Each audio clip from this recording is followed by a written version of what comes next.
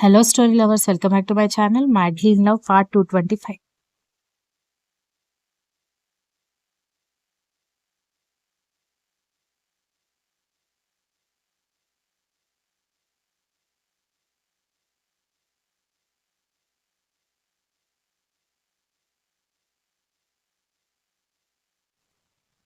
కర్ణ ముక్కు మీదకి కారిన కుంకుమ చూస్తూ తన చీర కొంగుతో తుడవడానికి ట్రై చేసింది, కానీ పట్టు చీర కావడంతో మంట పుట్టేసరికి మంట పుడుతుంది అని అనగానే, మీరు కర్చీఫ్ తీసుకుని రాలేదా అనగానే, పంచకి పాకెట్స్ పెట్టే టెక్నాలజీ ఇంకా రాలేదు కదా, అందుకే నేను కర్చీఫ్ తీసుకుని రాలేదు అని వెటకారంగా చెప్పేసరికి, తీసుకురాలేదని చెప్పడానికి ఇంత వెటకారం అవసరమా అని చెప్పేసరికి, ఇదిగోరా నా కొంగుతో తుడుచుకో అని బామ్మగారు రావడంతో వాళ్ళ నానమ్మ కొంగుతో ముక్కు మీద కారిన కుంకుమ తుడుచుకుని, నీ ముక్కు మీద కూడా నువ్వు పెట్టుకున్న కుంకుమ కారిపోయింది అని చెప్పాడు కర్ణ.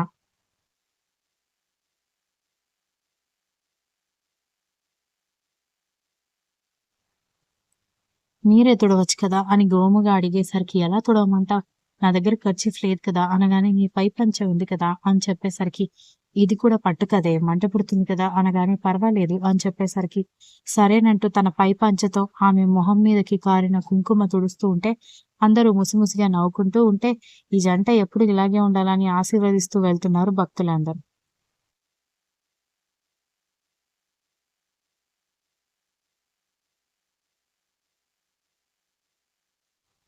నెక్స్ట్ ప్రోగ్రామ్ ఏంటి నానమ్మ అని కర్ణ అడిగేసరికి, ప్రసాదం మీరే స్వయంగా దగ్గరుండి వస్తున్న భక్తులందరికీ పంచాలి అనగానే, వేవేల మంది తరలొస్తూ ఉంటే సరేనంటూ ప్రసాదం గిన్నెలు తీసుకొని అందరూ ప్రసాదం పంచిన తర్వాత, ఇలా రండి అంటూ బయట ఒక చోట మగవాళ్ళు బట్టలు, మరొక చోట ఆడవాళ్ళ బట్టలు ఒక టేబుల్ మీద ఉండడంతో వాటిని ఆశ్చర్యంగా చూస్తుంటే, వచ్చే వాళ్ళందరికీ వస్త్రదానం చేయాలి, అలాగే ఒక బంగారు కాసు కూడా అని మా అమ్మగారు చెప్పేసరికి, సరేనంటూ ఇద్దరూ వెళ్లారు.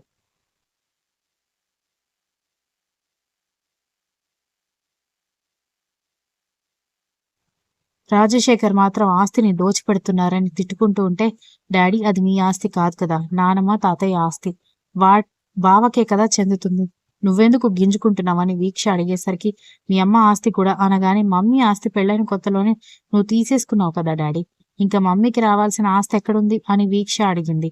అలా గడ్డిపెట్టు మీ నాన్నకి, ఎంతసేపు మా నాన్న మా అమ్మ ఆస్తి మీదే కన్ను మీ అయ్యకి, అందుకే వాళ్ళు దూరం పెట్టి ఇంటికొచ్చినప్పుడు అల్లుడు అన్న గౌరవం కూడా లేకుండా గొడ్లపాకలో పేడ ఎత్తిస్తున్నా కూడా మీ నాన్నకి సిగ్గు రాలేదు అని అంది సుందరి.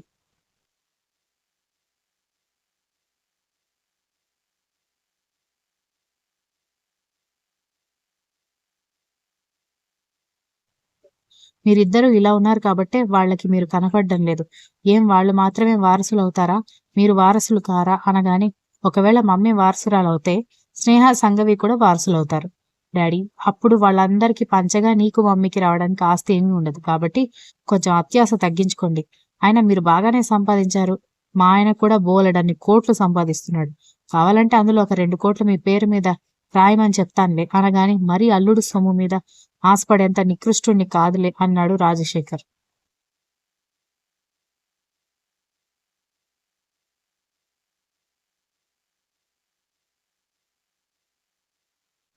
అల్లుడి సొమ్ము మీద ఆశపడరు కానీ, అల్లుడిగా అత్త సొమ్ము మీద మాత్రం ఆశపడతారు. ఏంటి డాడీ ఇలా ఉన్నారు? ఒకప్పుడు నన్ను కూడా మీ పెంపకంలో పెంచి ఇలాగే తయారు చేశారు. ఏ దేవుడి దయ వల్లనో మంచి వ్యక్తి నాకు భర్త అయిన కారణంగా నాకు కొంచెం మంచి అలవాట్లు అలవడ్డాయి అంది. సరిపోయింది. ఇప్పటివరకు మీ అమ్మ చేసేది భజన, ఇప్పుడు నువ్వు మొదలుపెట్టావా అన్నాడు.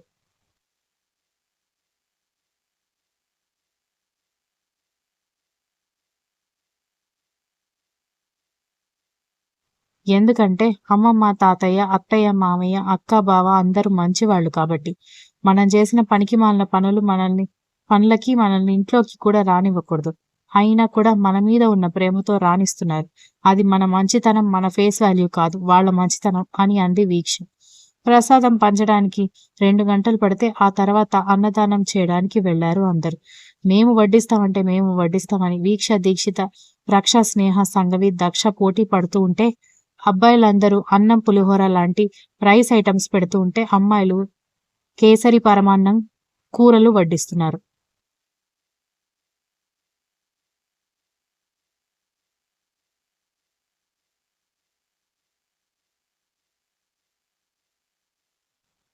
ఎంతసేపు వడ్డిస్తున్నా కూడా బంతి నిండిపోతూనే ఉండడంతో ఇంక నా వల్ల కాదు, తెల్లవారుజామున నిద్ర లేచాను, బాగా నిద్రొస్తోందని దక్ష ఆవలిస్తూ ఉండేసరికి కర్ణ అక్కడే ఉన్న అరుగు మీద కూర్చుని తన భుజం వైపు చూపించడంతో నవ్వుతూ అతని చేతిని చుట్టేసి అతని భుజం మీద తలవాల్చి కళ్ళు మూసుకుంది.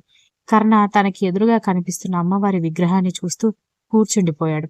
తనకి దేవుడంటే నమ్మకం లేనప్పుడు, మనుషులంటే నమ్మకం లేనప్పుడు తన దగ్గర ఏ రిలేషన్స్ లేవు. ఆ రిలేషన్స్ తనకి దగ్గరగా ఉండాలనుకున్నా విధి వాటిని దూరం చేస్తూ వచ్చింది. తన రక్త సంబంధాలు, తన ప్రేమ, ఏదో ఒక ఆటంకం, ఏదో ఒక కష్టాలతోనే తన జీవితం గడుస్తూ వచ్చింది. ఎప్పుడైతే తనే విధిని, విధిరాతని, దేవుణ్ణి నమ్ముతూ వచ్చాడో తనకి దక్కవు అనుకున్నవన్నీ దక్కుతూ వచ్చాయి అని అనుకుంటూ దక్ష వైపు చూసి పాపిడి సగం వరకు పెట్టుకున్న ఆమె కుంకుమని చూసి నవ్వుతూ తన భార్యగా గుర్తింపు తెచ్చే ఆమె కుంకుమని, ఆమె తాళిబొట్టుని చూస్తూ నుదుటి మీద ముద్దు పెట్టుకున్నాడు.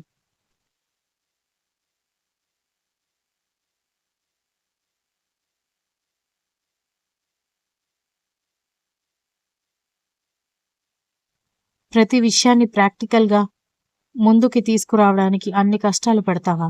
నేను గుండె నిబ్బరం ఉన్నవాడిని. నా దగ్గర డబ్బుంది, ఐశ్వర్యం ఉంది కాబట్టి నేనెలాంటి కష్టం లేకుండా బ్రతకగలిగాను. ఇవన్నీ లేని వాళ్ళు నువ్వు పెట్టే కష్టాలన్నీ తట్టుకోలేరు కదా తల్లీ!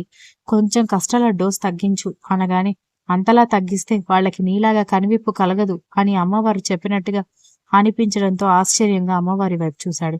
కర్ణమోహన్‌లో ఆశ్చర్యాన్ని గమనిస్తూ ఎందుకురా అంత ఆశ్చర్యంగా అమ్మవారి వైపు చూస్తున్నావని విరాట్ వచ్చి కర్ణ పక్కన కూర్చుంటే ఆవిడ నాతో మాట్లాడింది అనగానే దక్ష, విరాట్ ఇద్దరు ఆశ్చర్యంగా కర్ణ వైపు చూశారు.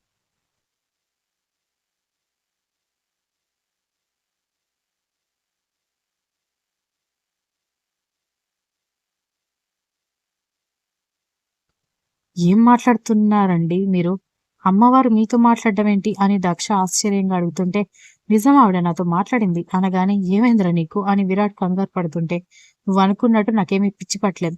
నిజంగానే ఆవిడ నాతో మాట్లాడినట్టు నాకు అనిపించింది అంటూ తను అడిగిన ప్రశ్నలు, అమ్మవారు ఇచ్చిన జవాబు వినగానే విరాట్, దక్ష నవ్వుతూ కష్టాల డోస్ తగ్గిస్తే ఎలాంటి సమస్యలు వస్తాయో ఆవిడ ఆ రకంగా సమాధానం ఇచ్చింది అని చెప్పడంతో ఆశ్చర్యంగా అమ్మవారిని చూస్తూ కర్ణ కూర్చుంటే ఏదో పని ఉందని బామ్మ, తాతయ్య పిలవడంతో అటు దక్ష, ఇటు విరాట్ ఇద్దరూ వెళ్ళిపోతే కర్ణ మాత్రం అమ్మవారిని చూస్తూ కూర్చున్నాడు.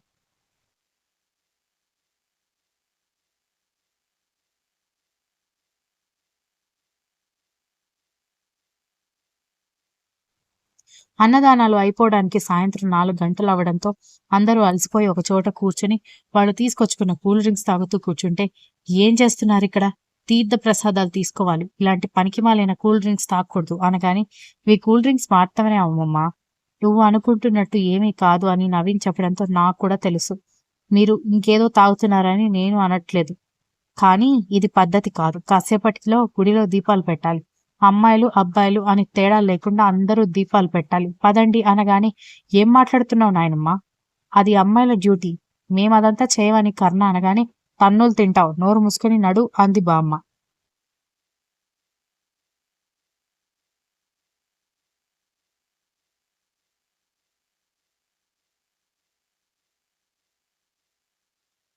దాంతో అందరూ మొహాలు నల్లగా పెట్టుకుని రావడంతో కోనేట్లో కాళ్ళు చేతులు కడుక్కుని రండి అని చెప్పడంతో సరేనంటూ అందరూ రాగానే ఒక్కొక్కరికి ఒక్కొక్క పళ్ళెం నిండుగా ఒత్తులు, నూనె వేసిన ప్రమిదలు ఇచ్చి అందరూ లైన్‌గా పెట్టుకుంటూ వెళ్లి దీపాలు వెలిగించండి అని చెప్పడంతో మేమేమైనా అమ్మాయిలం అనుకుంటున్నావా కార్తీక దీపం వెలిగించడానికి అన్నాడు కర్ణ.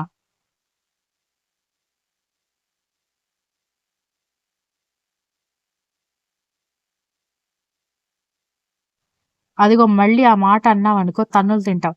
నీ పెళ్ళాం అక్కడ ఉంది. ఇద్దరూ మాట్లాడుకుంటూ దీపాలు పెట్టండి అనగానే సరేనంటూ దక్ష ఎక్కడుందో వెతుక్కుంటూ వెళ్ళాడు కర్ణ. అప్పుడే సన్నటి చీకట్లు అలుముకుంటూ గుడి గంటలు మోగుతూ ఉంటే దీపాలు లైన్‌గా పెడుతూ అగ్గిపుల్లతో దీపాలు వెలిగిస్తూ ఆ వెలుతురులో బంగారపు వర్ణంలో ఉన్న దక్ష కూడా వెలిగిపోతూ పక్కనే ఉన్న దీక్షిత వైపు చూస్తూ ఏదో నవ్వుతూ మాట్లాడుతూ కనిపించింది. Continuous. If you like the story please like, share, comment and don't forget to subscribe.